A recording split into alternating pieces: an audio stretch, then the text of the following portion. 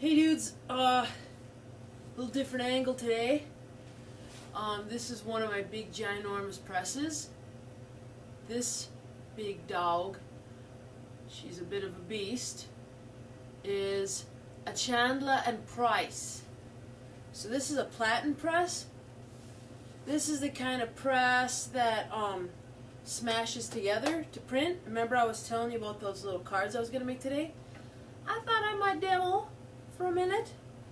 Okay. Hi, Mikey. Okay, so here's the big guy. I gotta be concentrating on this, not that, or I'm gonna lose limbs. That would be, whew, hell of a Facebook Live. Don't like that. But, so I'm gonna print for a minute, and you can see, and then we'll read a book.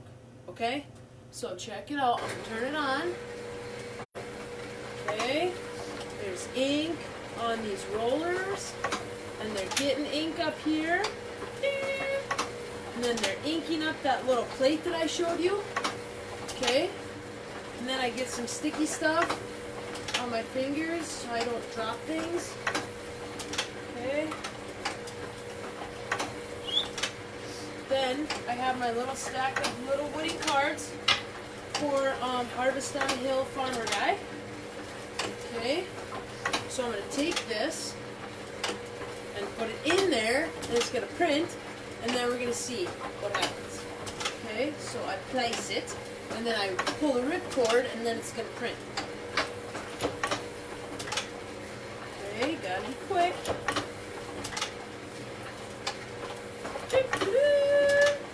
Printing little cards on my big beastie press. Getting my hands out the way. Okay? You can't see, but I'll show you. So I'm going to bring it over so you can see. Whoa. Look at that guy. There's that plate in there. There's the little cards. Yeah, it's pretty cool. I'm going to turn it off. Oh, look outside. Okay, coming back. Walking back. Oh, and I also figured out how to flip this thing so that stuff isn't backwards anymore. That's exciting. Okay, so check it. Whoa, whoa, there's the camera. Look at that. That is the cutest thing. Whoa, whoa, there it is I've ever seen. On little wood chunks for this guy named Jason. So I'll print the front. Whoa, what's up, buddy? Gabriel. Okay, so that's what I was printing. I'm going to print this side, all of these, then I'm going to print the other side, and then I'm going to give them to this guy, and he's going to be like, dang, that's cool.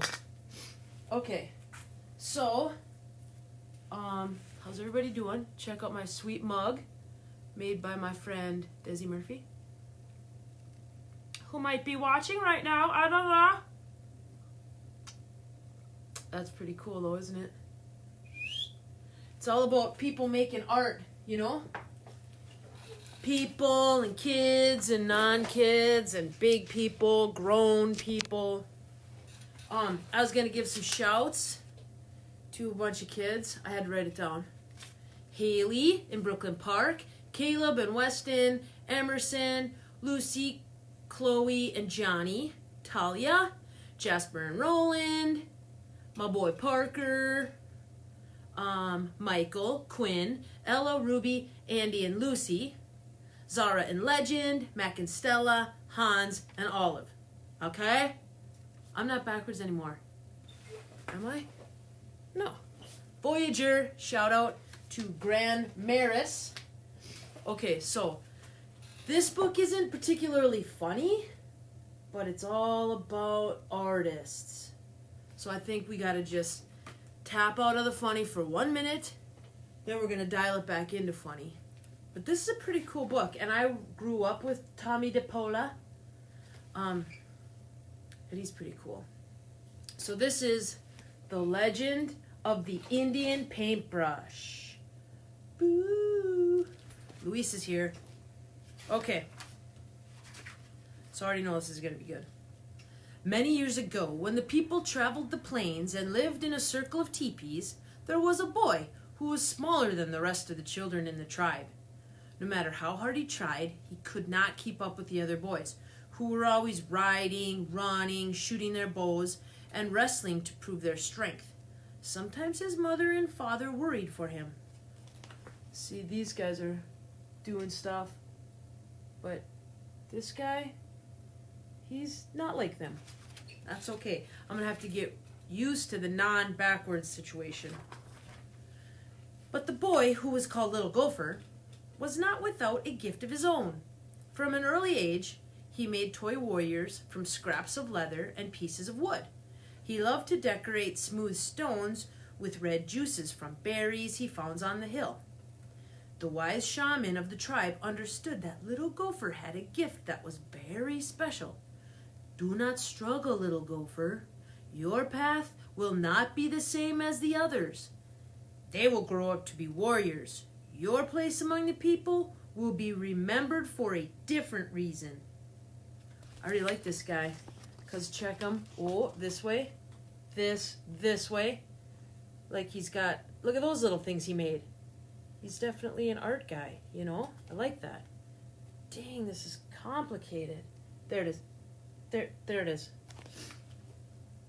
I like those little dolls. And painted rocks. I've painted on rocks. So I like that a lot. And in a few years, when Little Gopher was older, he went out to the hills alone to think about becoming a man. For this was a custom of the tribe, and it was there that a dream vision came to him. The sky filled with clouds, and out of them came a young Indian maiden and an old grandfather. She carried a rolled-up animal skin, and he carried a brush made of fine animal hairs, and pots and paints. Whoa, what a lucky kid. So there's his dream vision. Okay, those two guys. And he's like, whoa, what's up, guys? Yeah, that's pretty cool. I like that. The grandfather spoke. My son, these are the tools by which you shall become great among your people. You will paint pictures of the deeds of the warriors and the visions of the shaman, and the people will see them and remember them forever. The maiden unrolled a pure white buckskin and placed it on the ground. Find a buckskin as white as this, she told him. Keep it, and one day you will paint a picture that is as pure as the colors in the evening sky. Cool. Look at those guys. Yup. Seriously cool. You know? Wow. It's kind of heavy, actually. And as she finished speaking, the clouds cleared, and a sunset of great beauty filled the sky.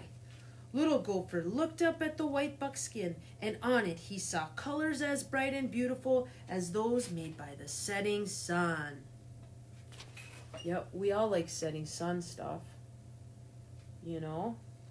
There she is, with the buckskin. There's the grandfather. I just simply cannot figure this out. There we go. Okay. Then the sun slowly sank behind the hills. The sky grew dark, and the dream vision was over. Little Gopher returned to the circle of the people. Yup. He's up in the hill, checking out visions, and then he's heading back to his teepee town. I like Little Gopher. Oh, thank you very much. The next day, he began to make soft brushes from the hairs of different animals, and stiff brushes from the hair of horses' tails. He gathered berries and flowers and rocks of different colors and crushed them to make his paints. He collected the skins of animals, which the warriors brought home from their hunts. He stretched the skins on wooden frames and pulled them until they were tight. That's super cool, because he's making his own paints. There we go. And the colors, which is, I mean, that's a huge skill. Blue and red, purple, and then he's stretching a little canvas over there. And he's got his paintbrushes. That's skills, you know? And he began to paint pictures of great hunts. And you know what those guys are? Buffalo. Yeah. That's pretty cool. Those paintings are going to be beautiful. And of great deeds, of great dream visions, so that the people would always remember. Hey, I like crows. That looks like a crow to me. Blackbird. And then this guy. Other deeds. Yep. But even as he painted, little Gopher sometimes longed to put aside his brushes and ride out with the warriors. But he always remembered his dream vision, and he did not go with them. You know, it's some sacrifice sometimes. Like those guys are going off to do warrior stuff, but he knows he has to stay put and do his own thing. I feel you, man. I really feel you. Many months ago, he had found his pure white buckskin, but it remained empty because he could not find the colors of the sunset. He used the brightest flowers, the reddest berries, the deepest purples from the rocks, and still, his paintings never satisfied him. They looked dull and dark. You can tell he's got a very high expectation of himself, you know, but when it doesn't feel right, it doesn't feel right. You gotta keep searching. He began to go to the top of a hill every evening and look at the colors that filled the sky, to try to understand how to make them. He longed to share the beauty of his dream vision with the people. That is quite a sky, right? I mean, I don't know how you just capture that. But he never gave up trying, and every morning when he awoke, he took out his brushes and his pots of paints and created the stories of the people with the tools he had made. I like his fringy too. Okay. One night as he lay awake, he heard a voice calling him. Because you have been faithful to the people and true to your gift, you shall find the colors you are seeking. Tomorrow, take the white buckskin and go to the place where you watch the sun in the evening. There on the ground, you will find what you need. Whoa. That is amazing, and he's very lucky. You know? That means he's like really powerful. Because he's listening, you know? The next evening, as the sun began to go down, little Gopher put aside his brushes and went to the top of the hill, as the colors of the sunset spread across the sky. And there, on the ground all around him, were brushes filled with paint, each one a color of the sunset. Little Gopher began to paint quickly and surely, using one brush and then the other. Well, that's pretty amazing. See? Paintbrushes in the ground. Whoa. Interrupting chicken tomorrow. And as the colors in the sky began to fade, little Gopher gazed at the white buckskin, and he was happy. He had found the colors of the sunset. He carried his painting down to the circle of people, leaving the brushes on the hillside. Huh. Well, he's very proud of his work. But he left those brushes. We'll see what happens to those. And he's cruising back home. Very, very stoked. And the next day, when the people awoke, the hill was ablaze with color, for the brushes had taken root in the earth and multiplied into plants of brilliant reds, oranges, and yellows. And every spring from that time, the hills and meadows burst into bloom. What? That is so cool. That's where those things came from. Knew it. And every spring the people danced and sang the praises of little Gopher, who had painted for the people.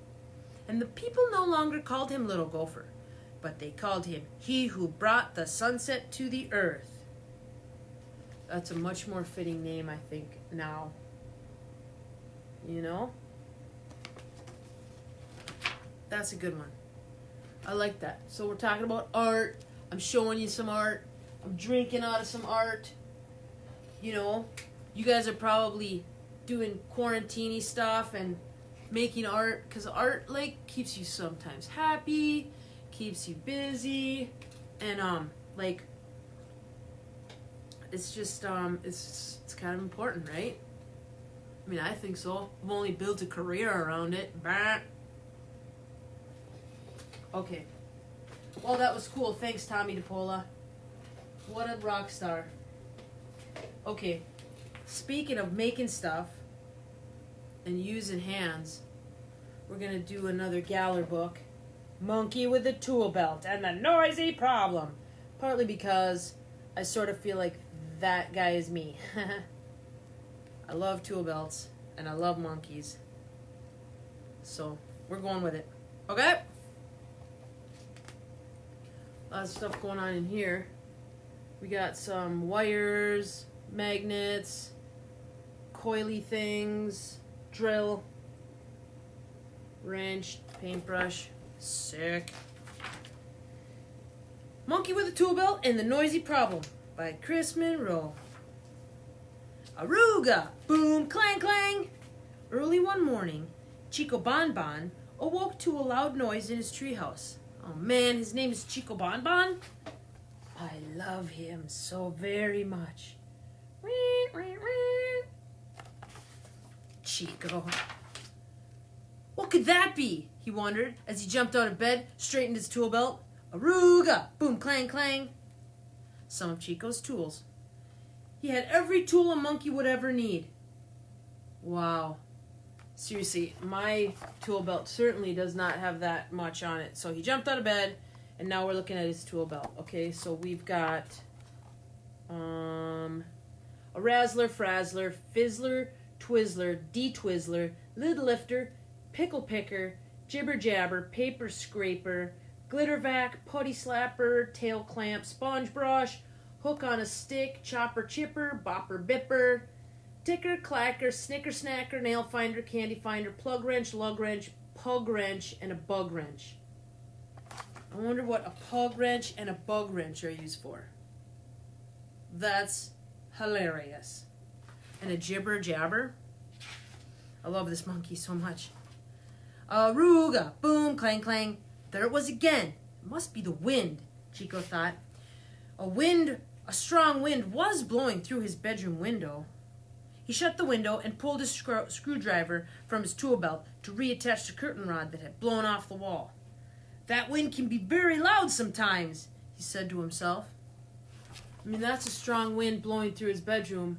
If it's blowing around his underpants and his alarm clock and his beach ball and his scarf, that's hilarious. Now he's fixing that up. Look at, the wind is so strong. Is that bird sideways? I like it. Chico Bun Bun. Chico heard the noise 17 times during breakfast. I'm not sure that it is the wind after all. Boom, clang, aruga, boom, boom, clang, aruga, boom, boom, clang. Chico decided to investigate. He took his Hear-a-Lot tool from his belt and put it up to the wall. So first of all, check out his breakfast. No, wait, breakfast. So he's eating breakfast with a, looks like a squirrel. And his apple has a worm in it. But bananas, cereal, looks quite balanced. And now he's listening to through his tin can to try to figure out where that noise is coming from. Look at that sweet clock. Super retro. He checked in the bread box. He peeked in the hamper. Aruga, boom, boom, clang, clang. He pried up the floorboards with a snozzle and a clamper. He climbed up a pole. He dove in the pool. He looked under the stairs with a staring tool. But he could not find the noise. Oh, man. Okay, so not in the bread thing, whoever that little guy is. Not in the hamper, little bug. not in the floorboards. So now he's like climbing up, swimming, and then look at this guy. Where is he? Little turtle. Not on the stairs. Huh. I don't really know what could be going on. Chico sat on the steps to think. Was the woodpecker family playing a trick on him? Was someone trapping his tree into firewood? Were there bats in the belfry? Was it a monster? He had a family of loud squirrels moved in? Had a spacecraft landed on the roof? Was there a termite problem? This could be serious, Chico thought. He put on his safety goggles and continued the hunt. So now he's just looking at stuff, right? I don't think it's those guys. Is it this lumberjack dude? Is it bats? Bats can be noisy. Look at that monster. He's actually pretty cute. I like that guy. Rah! I have sweet shoes on, but I'm still a monster. And then he's like, oh, super loud squirrels. You know? And then he's like, was it a alien? And then termites chomping on wood spoons. And he's like, I will figure it out.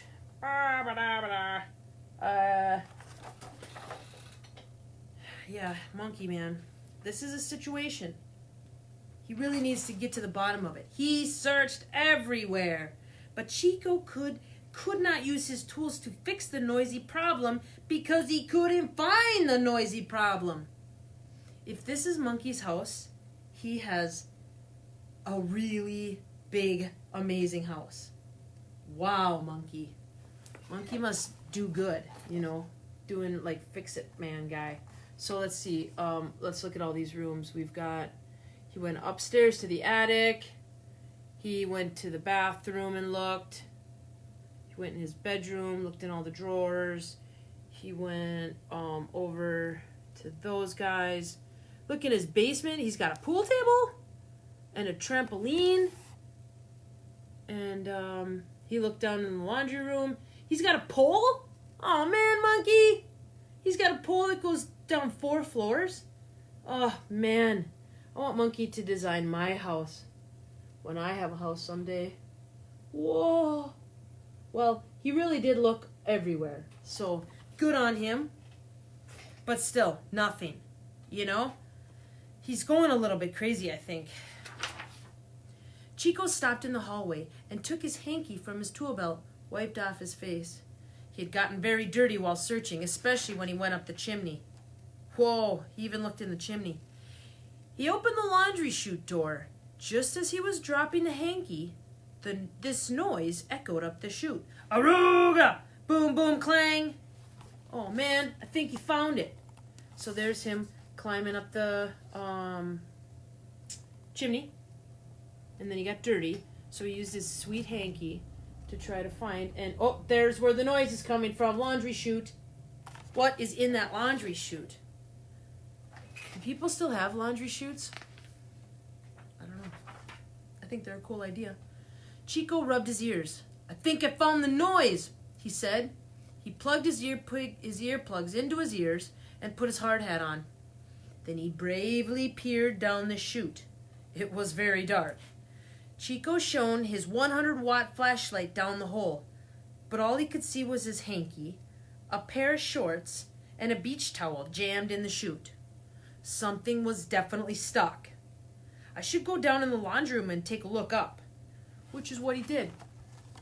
So he took his flashlight, peered down the chute, and he knew something was stuck. So he's like, all right, I better go look up. You know, he's getting to the bottom of this. Is making me feel better. Because, what is the deal? You know, what is the deal? And this is what he saw. What? Hello? An elephant? An elephant was clogging his laundry chute. What are the chances? Yeah, dude. I'm pretty cramped in here. I'm like a big fellow, and I can't hardly breathe. My knees are in my throat. You know, that cannot be good. The elephant wiggled and kicked his feet. Aruga, boom, boom, clang. What are you doing up there? I'm stuck. My name is Clark. Boom, boom, clang. I must have wandered into the wrong treehouse last night in the dark. I thought this was Elsa's treehouse. Oh yeah, Elsa lives 2 trees down. Her treehouse does look a lot like mine though. Yes, although I don't believe she has a laundry chute. I'll have to build her one, thought Chico. But for now, he set out to work to get Clark out.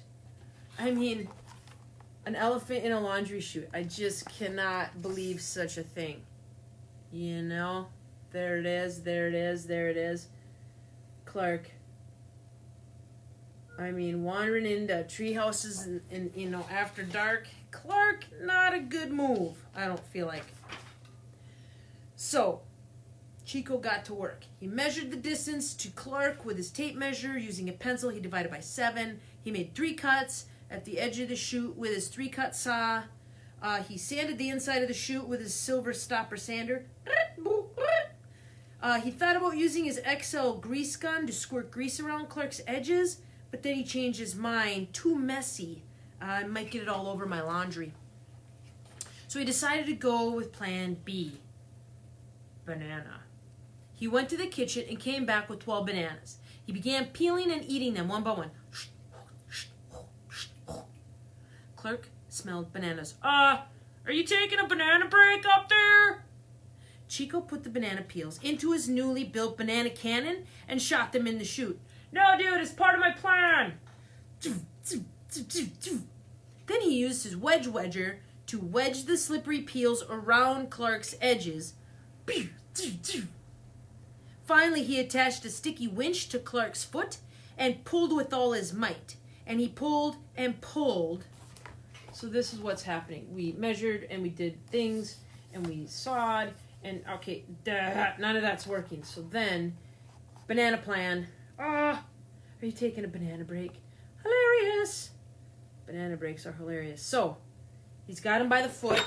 He's got banana peels all around him, which, as we all know, are very slippery. Cause great slipperiness. So this looks very promising. Pop! Clark broke free and slid down the chute, landing with a giant thud on the laundry pile. Thank you, said Clark. That was really uncomfortable, also very loud. Yes, said Chico, it really was. Flop! Good thing he landed on something squishy. So he didn't break any tusks, but he was like, ah! And then there's Chico being like, well, I finally figured it out and I'm very happy with myself. Sweet little laundry room. He's got his laundry detergent. Yeah, that's pretty cool. Chico wanted to ask Clark just exactly how he had gotten in the laundry chute, but he thought that might be rude. So, would you like to have some lunch, Clark? And Clark said, yes, please. So they sat down to a peanut butter banana feast. Whoa, peanut butter banana. One of my all-time favorite combinations. I wish I would be invited to that little lunch feast. Bubble your duds. So we're back to monkey guy, and he's like, oh wait, wrong hand. He's got his more underpants, laundry detergent, trying to be cool, and then it's lunchtime. Let's see what they got. Salad, carrots, looks like strawberries, maybe popcorn, bananas, watermelon, muffins, spaghetti and cherries. Yeah, and peanut butter and bananas. Good thing you have that tool belt, said Clark. Yes, said Chico. It is very handy. I like your tool belt. Thank you. Clark thought, do they come in my size? Why, yes they do. I can help with that. I mean, that is a big size, you know. I mean, he's a big dude. Elephants are big. And so look at that little turtle. He's like, quadruple XL? But Chico knows, it doesn't matter, man. I will make it because I'm a guy that makes stuff. So, and he did! So now they're a duo, a handy duo. So Big Man has his belt, and he loaded it up with a bunch of tools. And there's Turtle fixing things. Oh, looks like there's a trike with the wheel down. That's quite amazing. Yeah, I like this guy. Chico. There it is. So I printed stuff and showed you. One more look at that. Cool. Sick. I'm gonna finish those today. I'm gonna be printing some other stuff and gonna work in the shop today. It's really nice out. I might go for a walk. I wish I had a dog. Hi, Annie. But if you have a dog, Tammy, Des Moines. If you have a dog, give it a hug for me, please. Like get your face into your dog's head and sniff, and then say, Bruno says, I love you. Sarah and Haley. So do that for me. If everybody could do that, then maybe I would like sort of feel that a little bit. I'd appreciate that. And maybe I'll find a dog soon, and we could like think about that. And I hope you guys are good and having fun with stuff. Tomorrow I'm going to read Interrupting Chicken because it's hilarious. And then maybe The Monster at the End of the Book. And then, yeah. I left my uke at home because I was practicing and then I forgot it. But I'll try to come up with a tune, perhaps. And we're still going to think about a dance, maybe. Quarantine Storytime dance. Okay. Well, then I believe that is it. Everybody says bye. Bye. Bye. Bye. Bye. Bye. Peace out, dudes. See you tomorrow.